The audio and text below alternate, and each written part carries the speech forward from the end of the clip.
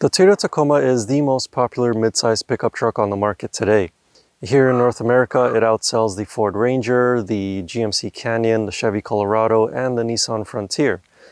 But why is this such a hot commodity? Well, let's go for a drive and try to find out.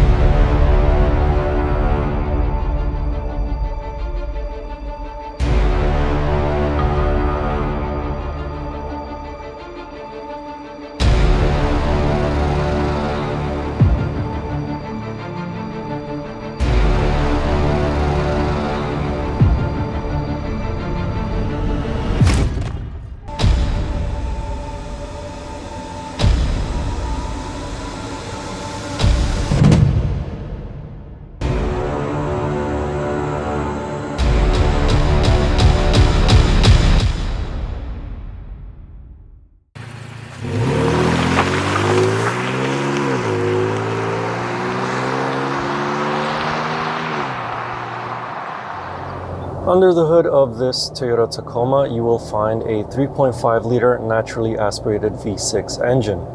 It's not the most powerful in the class, but it is enough. It has 278 horsepower and 265 pound-feet of torque. In this limited trim double cab 4x4 configuration of the Tacoma, it is rated for 1,095 pounds of payload and 6,400 pounds of towing. Compared to the Ford Ranger and GMC Canyon, those numbers are a bit less, but not that far off. However, it feels like it doesn't really want to rev.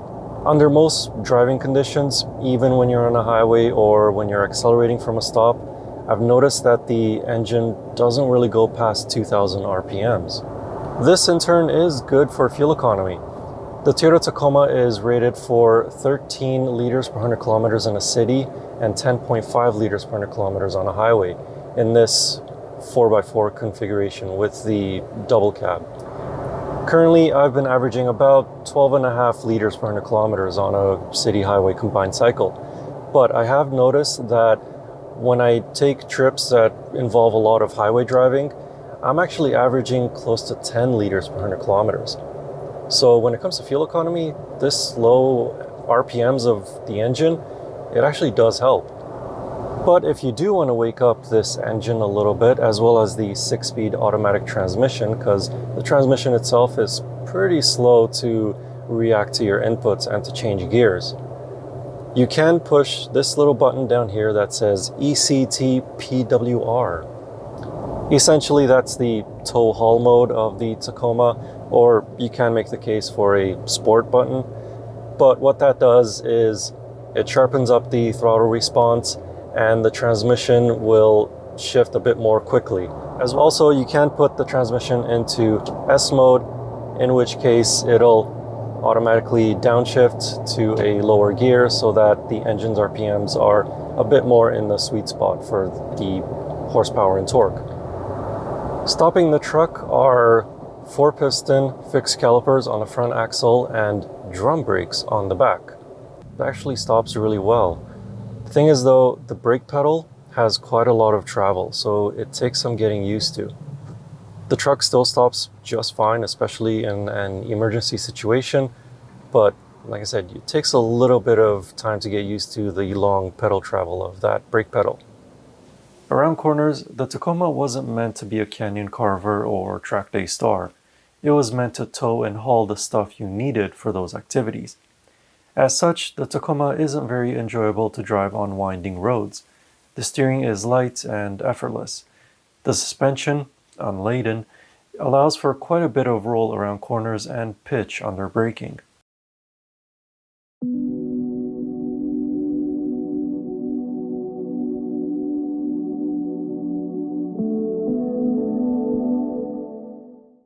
For the most part, the Toyota Tacoma is a comfortable daily use pickup truck.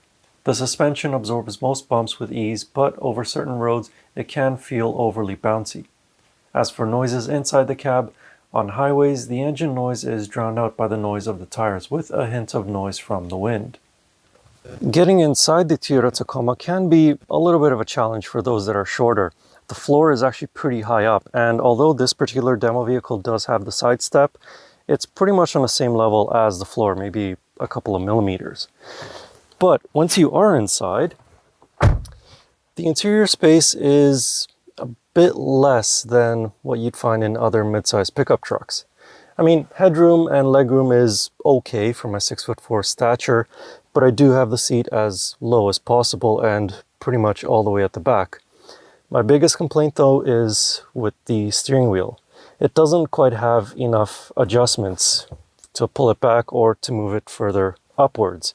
This is as far out as it goes and as far up as it goes. So, I mean, look at this. Not really a wide range of adjustments. But other than that, it's pretty comfortable in here. As for the interior design, it's, well, pretty straightforward. Everything has physical buttons or knobs. Even the infotainment system has physical buttons on either side, as well as a volume and tuning knob. It's really easy to figure everything out. It's straightforward. Let's go sit in the back. In the back, sitting behind my driving position, it is very, very tight for legroom. Headroom is surprisingly exactly the same as you would find in all the other mid-size pickup trucks like the Ford Ranger or GMC Canyon. But for me, behind my driving position, legroom is an issue. There is a little bit of storage underneath those seats if you lift up the seat cushion, but it's not exactly the most. However, it's just enough. The Tacoma's bed is available in both 5-foot and 6-foot lengths. The tailgate is damped, but getting into the bed is very difficult. There are no bumper steps like on the GMC Canyon, nor a deployable step. Inside the bed, there's bright LED lighting, a 120-volt power outlet, and enough tie-down points to secure any load that you may carry.